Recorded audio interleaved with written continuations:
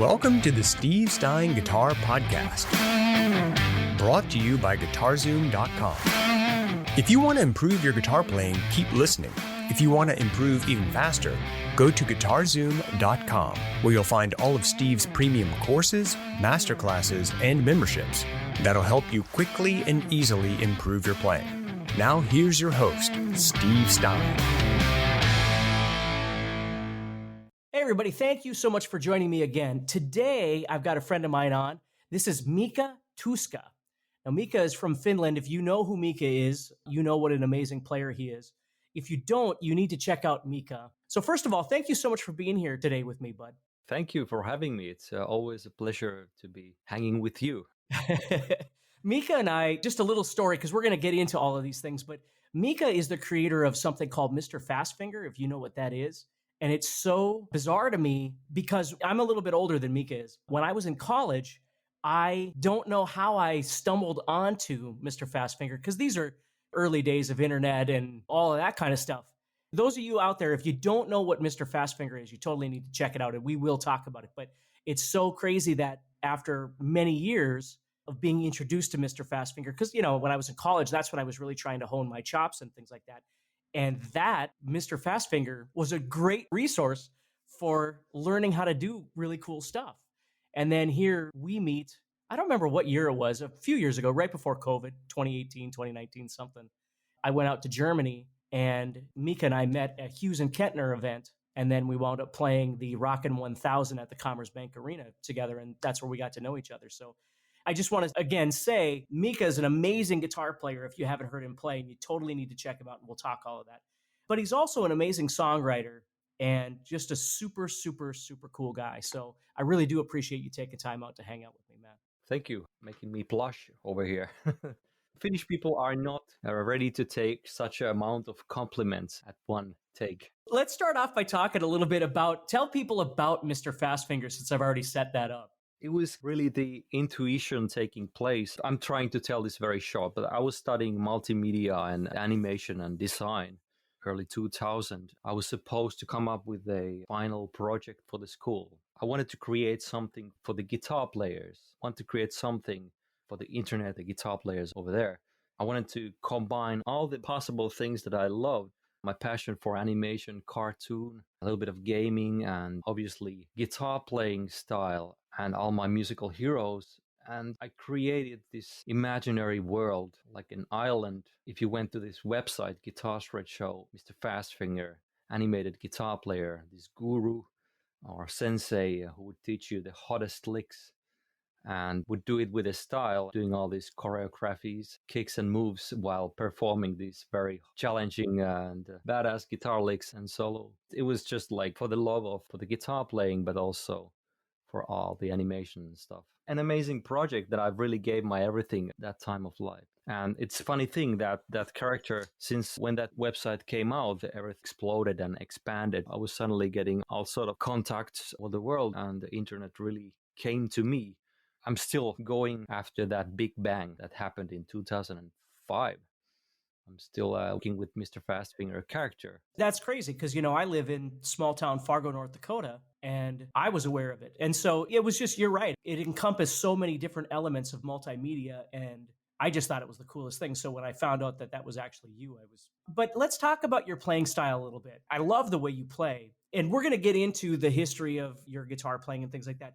But where does your playing style come from? Like, what kind of people did you study or do you study? Or without getting way too out there, although I would really love to hear you get way out there, how do you think about your guitar style? Well, as guitar players, we're true to ourselves. We are reflecting everything that we ever hear or really loved. Our personalities also, everything effect we are making. Obviously, as a kid, I loved all the same guitar heroes as everybody else. All the Steves and Joes and all those guitar players. Steve Vais and Eddie Van Halen guitar school, basically. All those guys, and we were pretty much still the same age, so we followed the same culture, same guitar stuff. The late 80s, early 90s really affected my guitar player. First of all, around maybe 90, I had like several years of being very heavily into guitar playing and into guitar players, but then I kind of started drifting into composition and I started listening to different styles of music. I think things started going to not wrong direction, but other directions once I got introduced to the music of Frank Zappa. And that got me to a lot of different directions. Frank's music, I found Igor Stravinsky. I still feel that sometimes when I improvise, I might do a little bit of homage to some melodies that I've heard in Rite of Spring or Firebird or some of these pieces that I really loved and listened a lot as a kid. I even got the manuscript from library. I would be able to try to follow Rite of Spring while listening, like every day after school. I would do that. I really love that. But then I also went listening to artists like Björk, or I love the 90s David Bowie a lot.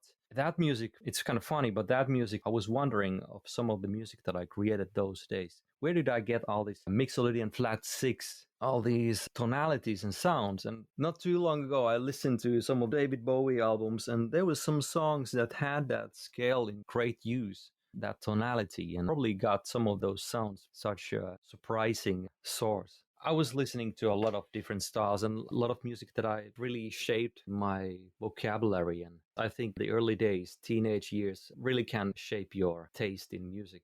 Yeah, it's interesting how with a lot of this stuff, like with the David Bowie stuff, would you sit down and actually learn it, or was it just something that was you were absorbing more orally than anything? Those days, I created a lot of music without the guitar, maybe not even involved at all. I was creating a lot of strange music with sounds and samples and the synths and really getting into creating music with a computer and DHW. And a lot of times I was just going with the ear and I didn't really went like transcribing music, or I was just listening heavily to sounds and things back then.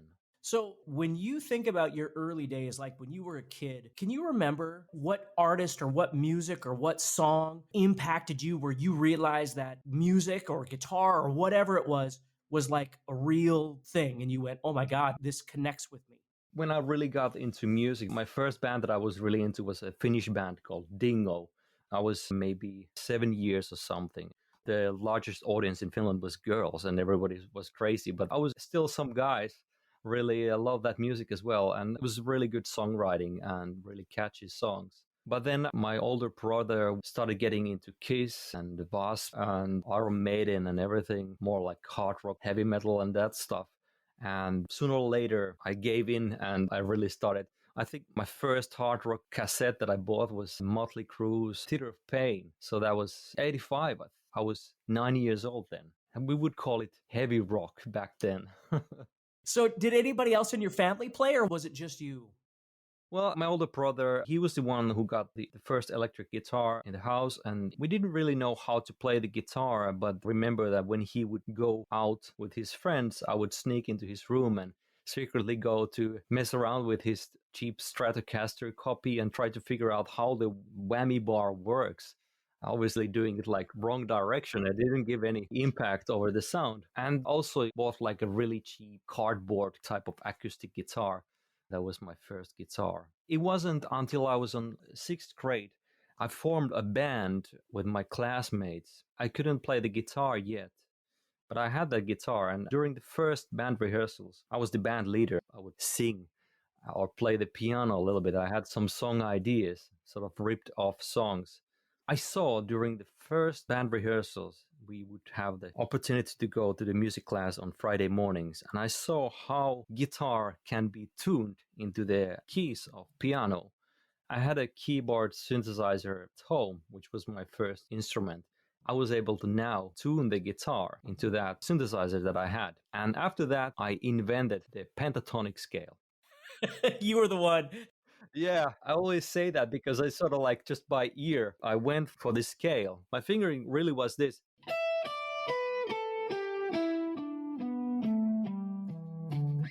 That was my fingering for the pentatonic. Then I learned to play along. Anthrax had a new album, State of Euphoria, and I learned how to play the power chord. And I was just putting on the cassette and I would try to play along the whole album with power chords, trying to nail the right pitches. Probably didn't get too many chords right, but it was still a lot of trying. So, like many of us, did you then start really by playing by ear? That's kind of what everything was for you, was just trying to figure out. our music book from the school, and the last page, there was a chart for all the chords. So I was able to learn some of the basic chords from there. And then I did my best to learn simple songs from songs that I had recorded from radio or some albums that I had. Remember, like the song Baby Please Don't Go. I remember having that song on cassette. It might have been the AC/DC version of that song, but that riff and everything, learning that by ear, there was a lot of that. But then I think when I was in the 7th grade, I realized that there are these magazines found on kiosk, and they were like Guitar World and Guitar Player magazines, and I learned how to read tablatures.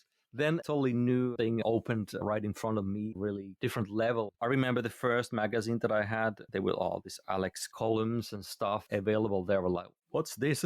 Like 3-note per string stuff. That was really interesting. That's interesting because that's so much how things happen. You know, trying to learn little things by ear and whatever a friend locally might. Like I remember seeing a friend of mine playing a Motley Crue tune, and he was somewhere halfway up on the fretboard, and I was like, I didn't even realize you could go up there because all I knew was like G, D. I didn't even realize anything else existed up there. It's pretty funny when something mind-blowing happens and you go, oh my God. So those magazines were really good for that because once you figured out how to read tab, there was always something. Every magazine came out and you're like, no, that existed. Didn't know you could do something like that. Yeah. And thanks to my older brother and his friends, many times Metallica tablature books would end up in our house. So I would try to learn Justice for All or Master of Puppet songs from the books.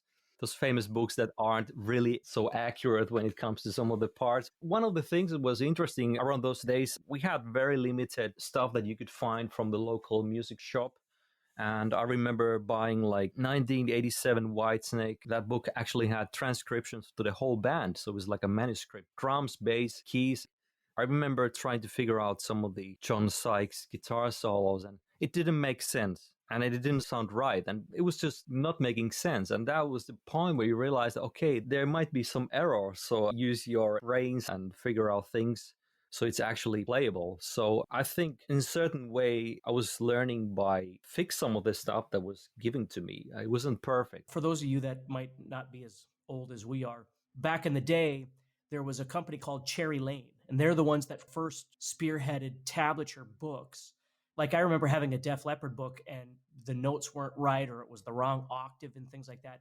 My biggest experience with that was it came out and I was all excited because I was like, wow, I would love to learn how to do this.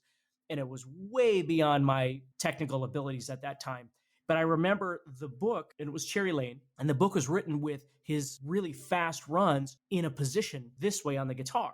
I was sitting there trying to work on it, and I couldn't get fast enough trying to go through these scales.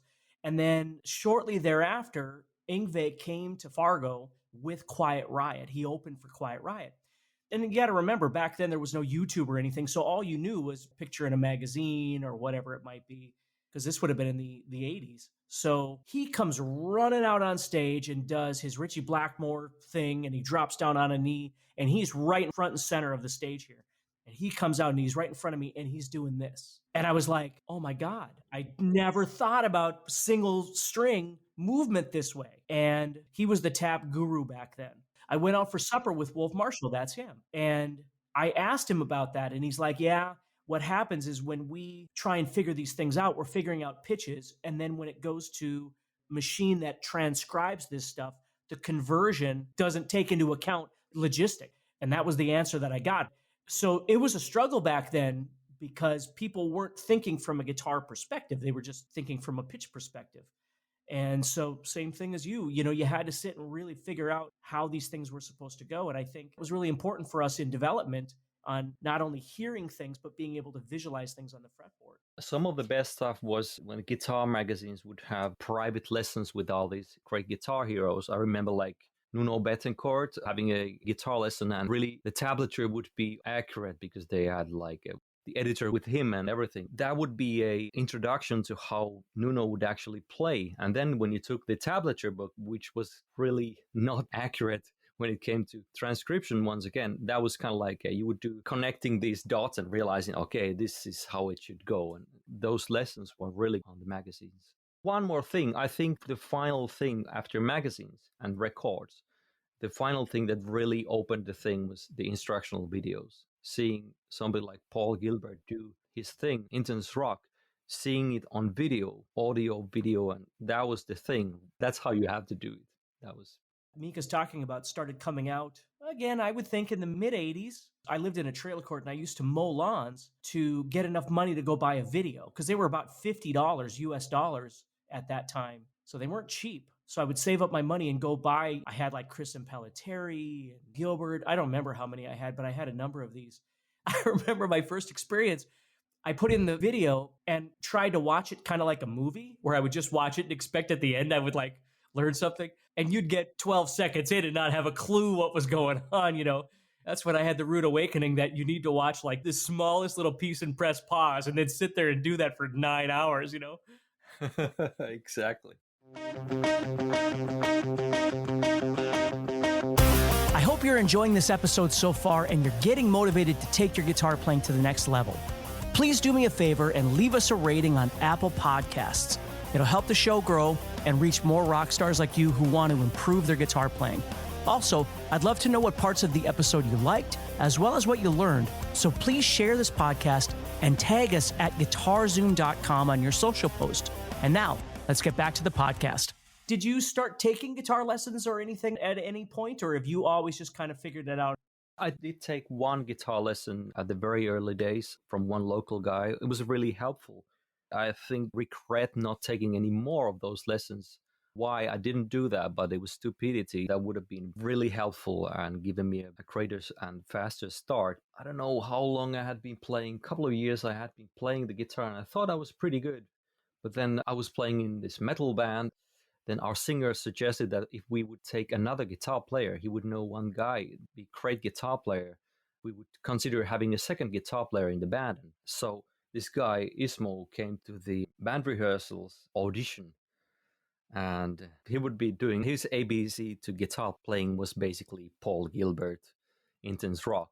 He didn't know what he was doing, but he was like, he was doing all those really authentic sounding, like blurry guitar, really staggering sound. And yeah, we took him to our band. And what happened was, besides band rehearsals every Monday, on Wednesdays, I would go to his place and we would spend an evening together showing things to each other.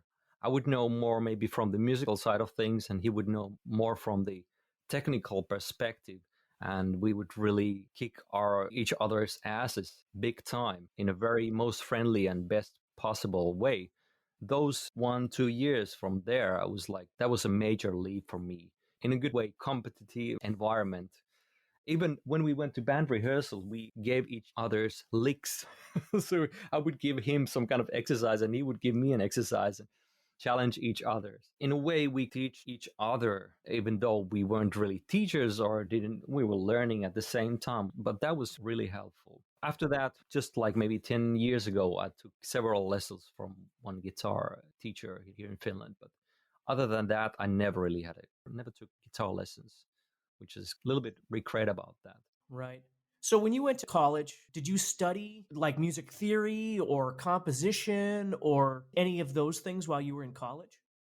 No. When it comes to composition, one of the best awakenings was when I went to study multimedia, and we had this class of visual arts and color, and everything this teacher talked about color and visuals, I would reflect through music. And I made a lot of clicks in my head while just listening to this teacher talk about these things. My whole life have really been like trial and error, just learning by doing it and listening to what others are doing. Well, and I think that's what makes you sound so unique, Mika, that your journey hasn't been a logistical journey. It's been a bunch of different, you said trial and error, because it's easy. And it's something as teachers that we have to be a little bit careful about when you're teaching something like theory or scales, is it's easy for a student to all of a sudden think that that is the parameter then, and you can't step outside that parameter because that's what the rule is. And so sometimes rules or those theoretical concepts can be kind of stifling because you can't do anything other than whatever that is. Yeah, I agree with that. Absolutely. With my students, I always try to encourage to try out everything by themselves as well. I mean, I can tell things from my perspective and my truth, but also I try to tell them that this not might be all end all answer or the thing you have to go beyond. I think the theory side of things is Many people are scared that it might be blocking them from creativity in order where I've kind of learned things. For maybe momentarily, when I started getting more into theory, maybe 15 years ago, again, I started getting into theory. Maybe it was limiting myself for a while. I was trying to do things by learn things, but then sooner or later realizing that, well, that's a rule, but you can go beyond it or you can forget about it. The theory can be really inspirational. Hearing about different theories, you can try these. And if it doesn't sound good, then move on and don't respect that rule. So, as far as lessons go for you, when did you start officially teaching some lesson? Was it online or was it prior to online? For a long time, I felt that, can I teach? Because I never took lessons. Do I have the capability to understand what it is to be a teacher and what is my responsibility with students? I started doing workshops for groups first before I started doing one-on-one private lessons. I was requested in one school in Germany where we would go actually through some of the stuff that I introduced with Mr. Fastfinger, which means the modes and a lot of techniques that we went through with students. That started like maybe 2006 or 7. And a couple of years later, I maybe had my first private students. And the first ones just came here to my studio. I took some guys online lessons. And now I only have online lessons that I've done mainly for the last 5 years or so. I mean, having somebody on the other side of internet, there's the challenges. It would be great to be in the same room. It's easier to observe and react, and it's easier to jam. But with the experience, you kind of get used to that limitation, and it's very much possible to share things through the internet, as you well know. So, with the online thing, for me, I stumbled into the online thing. I didn't know anything about marketing. I just knew that I was too busy in my life. My life was starting to fall apart because I had no time left in the day to do anything else. I was working so much and I was gone all the time. I had children at home that I was never home for, and I was on the road with bands. And I started cracking. I was like, well, what can I do? Once you're working all the time and that's what's paying the bills, you can't not work all the time. I got this idea in my head. Well, what if I went online? This was early on. What if I went online and I could find 50 people in the world that could join me for an hour, as opposed to one lesson every 30 minutes? I could do 1 hour and make more money and then have some cushion. But that's kind of where the whole thing started. And then it kind of worked in a different way. And then it is what it is now. And I do the same thing as you. I don't do any lessons anymore privately. I've gotten very, very good at saying no to just about everything that comes across my plate, just because I never want to go back to being that way again. I don't even have the energy for it at my age anyway. But so for you, did you stumble into it, or did you have a plan of, you understood what online had to offer? When it comes to teaching online, Yeah, just career building, really, I think, more than just teaching. I think the whole thing. well, the career building, I'm still wondering what I'm going to do when I get to be an adult. My career building has been challenging all the time because I've been split into two directions all the time, the music and the visual side of me. I still do some post-production stuff and video related things or motion graphic stuff, and then I do music. The music includes teaching and making music and selling products and stuff. I don't know, things just kind of more or less shift to these directions. I've been more and more into the musical side of things the last 10 years, definitely. The great side about doing the visual thing is many times that really pays the bills. And it's easier to earn money, at least in my perspective, it's easier for me to make money with that. So when I get money from that, to take it easy on the musical side of things a little bit. Well, and that's an important element that I think people don't realize. When you're younger, I mean, there was a time when musicians made a lot of money. Now, there's only select musicians that make a lot of money, and then everybody else is just trying to get by as best we can, especially in the digital world. And so, jokingly, although being truthful, I tell people that when I finally started making money was when I stopped playing in bands. Now, I'm going to get into your songwriting too, because you're amazing at that. But, I was playing in cover bands on the weekends and doing that sort of thing. And it's hard to make a living. It's hard to support a family. Again, I'm not saying that it can't be done. It depends on what it is you're doing it and how you're doing it, especially from the cover band perspective. If you're trying to play top 40 or whatever's popular, that was always a struggle for me because that is not what I wanted to do. I always wanted to play stuff that nobody wanted to really listen to, or it was for a select group of people. And then, of course, it's harder to earn a living doing that. So now it's nice because I can go back and I can do musical endeavors that I want to do and not have to make a lot of money at it. This other thing that has worked out so far. Who knows what tomorrow will bring? You never know. But when you love doing it, and that's what I want to talk about is with your music, with your songwriting, because you have quite an extensive amount of stuff that you've done.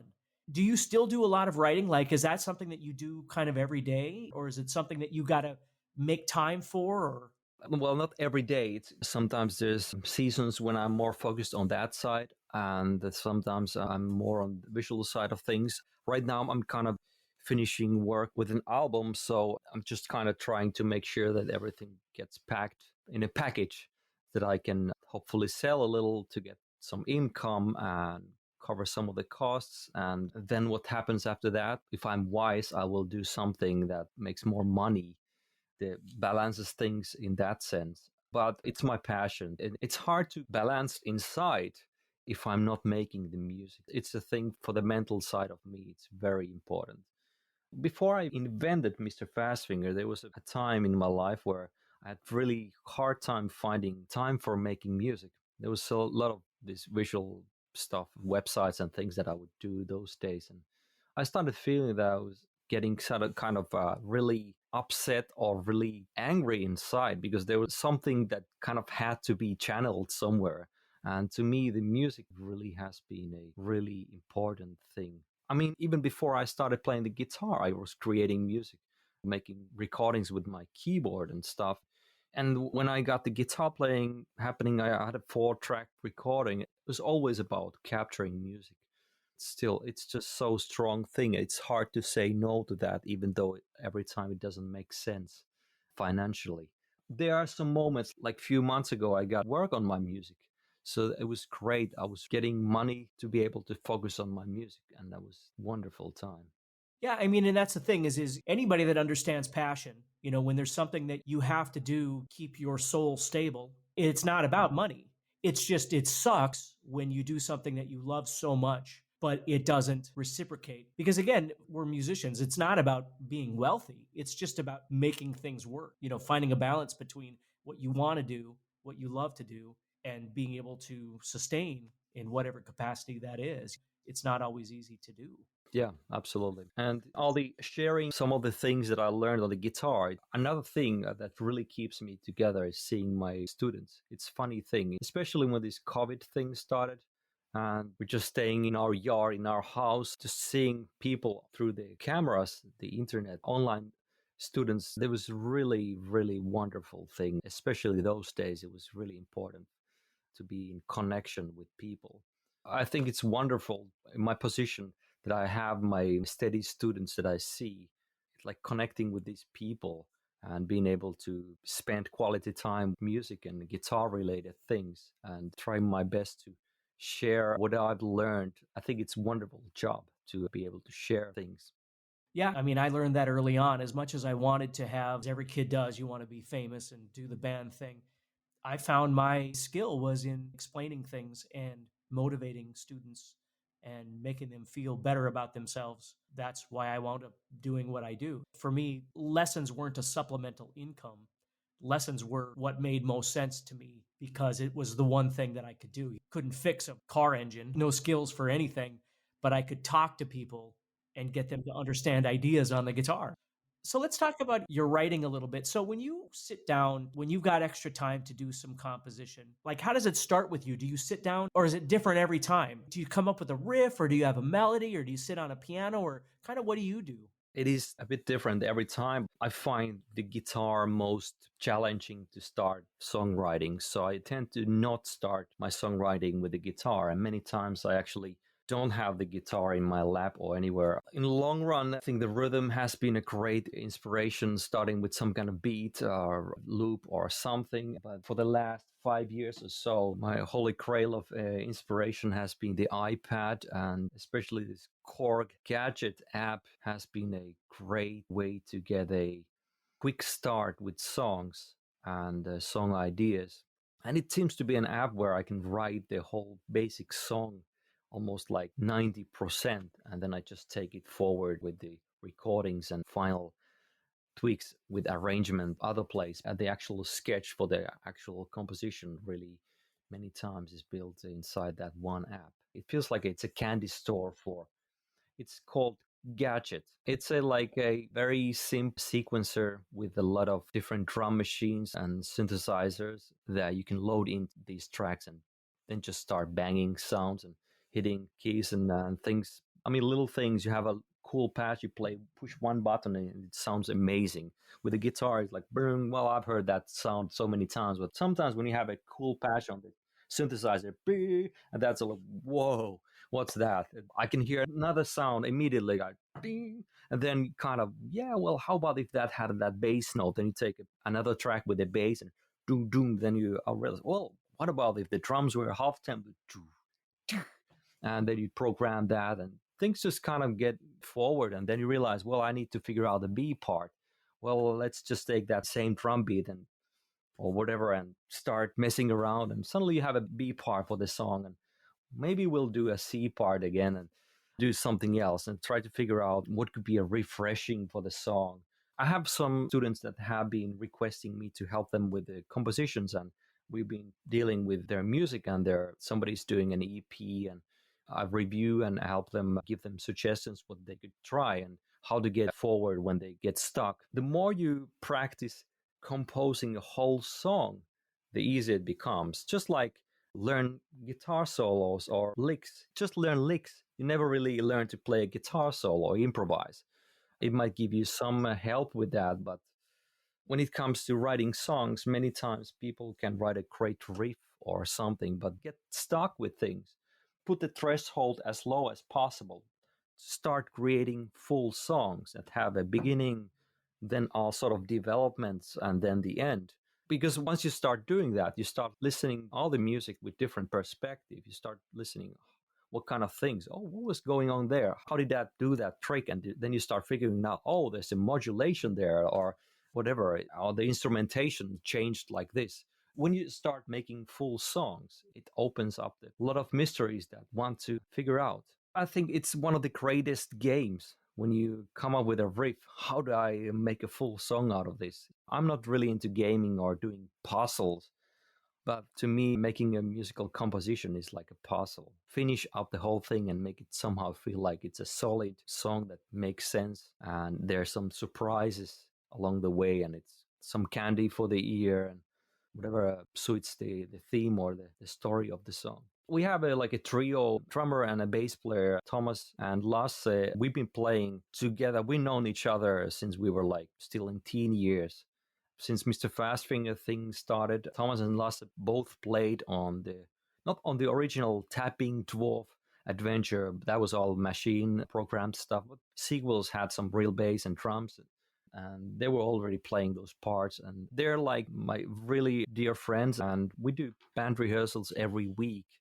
For us, it's more like a club where we get hang out together and might not play too many songs even. We just kind of do all the crappy jokes, mess around and improvise a little bit. The way many times this song development might go, that I create a sketch on this iPad application, and then when I start feeling, well, we could try this with band rehearsals, and I program a click there, make sure there's a click track, then we can try that song in band rehearsals, and I'll just mute the programmed crappy drum machine sounds and the messy, shitty bass synthesizer and let the guys play for real. Then I might have something to say on the guitar as well to complement the track. And we have a band rehearsals. It's very sophisticated these days. We have a in-ear system and we have drums mic'd all the time. And we play everything to this mixer that you can multi-track record. If I want, I can press a foot switch, click, and we capture multi-track.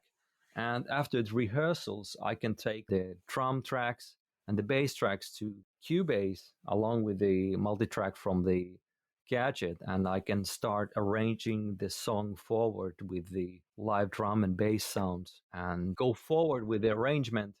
And the next week when we have band rehearsals, everybody's been able to hear what we captured and kind of review the ideas. And maybe I'll develop my guitar parts further and the song structure gets to shape. And then we work on that song together a little bit further. And maybe the third time we meet, we might capture the final bass and drums as it will be on the record. We have a perfect drum recording. We have closed mics and room mics and everything set. It's just plug ourselves in, ready to go. It's really great for the creativity. The new album, the following album, maybe that's still a secret.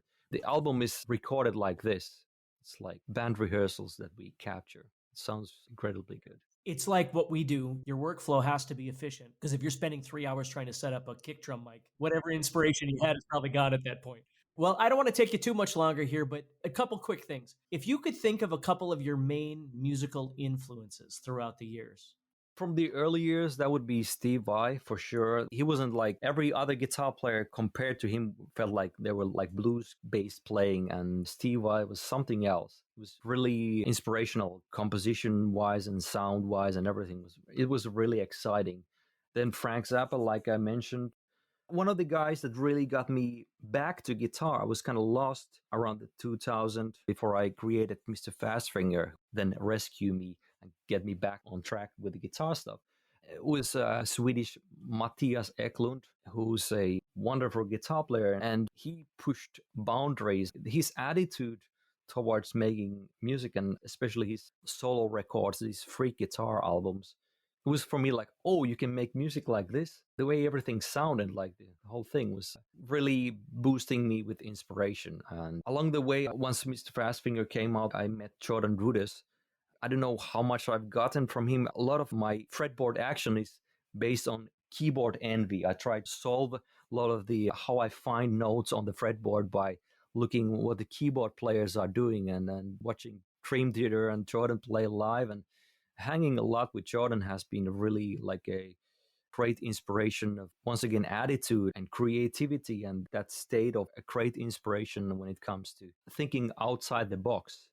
There's tons of guitar players and great music. I'm always seeking for new music and listening to a lot of different styles, and just even in sometimes it's very, very selfish. I try to seek for new sources for inspiration and new sounds. A lot of my listening is based on that. And lately, for the last couple of years, I've been really into more minimalistic music. Always aim for minimalistic things, even though I end up making things very weird and complex in the end. But for me, that's been a philosophy for a long time. To be able to accomplish something, I need to aim to make things very simple, make the song very simple, then you can finish it.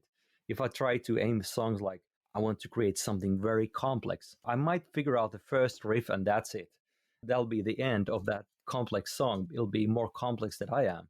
But if I start very simple, I can complexify things or make it more sophisticated in the end.